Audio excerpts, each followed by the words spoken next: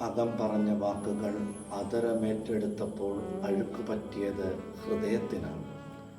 അധരത്തിൽ നിന്നവ പ്രവൃത്തിയിലേക്കും ചിന്തയിലേക്കും കടന്നപ്പോൾ കലാപങ്ങൾ ഉയർന്നില്ലേ?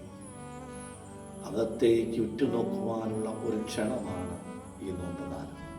നിന്നെ കീഴടക്കിയ, നിന്റെ അകമരുളിയ വേഗാത്ത വാക്കുകൾ പ്രവൃത്തിയിലേക്കും ചിന്തയിലേക്കും ഒഴുകിയിറങ്ങുമ്പോൾ നീ അശുദ്ധനായിക്കൊണ്ടേയിരിക്കുകയാണ്. അള്ളിപ്പിടിച്ചു കിടക്കുന്ന അഴുക്കുചാലുകൾ എന്നുമുണ്ട്.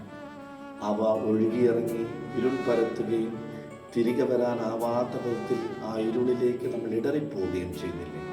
അകമൊരുക്കി വെച്ച വിഷവാതകങ്ങൾ പ്രവഹിക്കുമ്പോൾ പ്രതിസന്ധിയിലാകുന്നത് നീയും നിനക്കുള്ള നന്മയുമാണ്. തിരിച്ചറിയുക, അകമാണ് അശുദ്ധിയുടെ ഉറവിടം, പുറമല്ല. ദൈവം അനുഗ്രഹിക്കട്ടെ.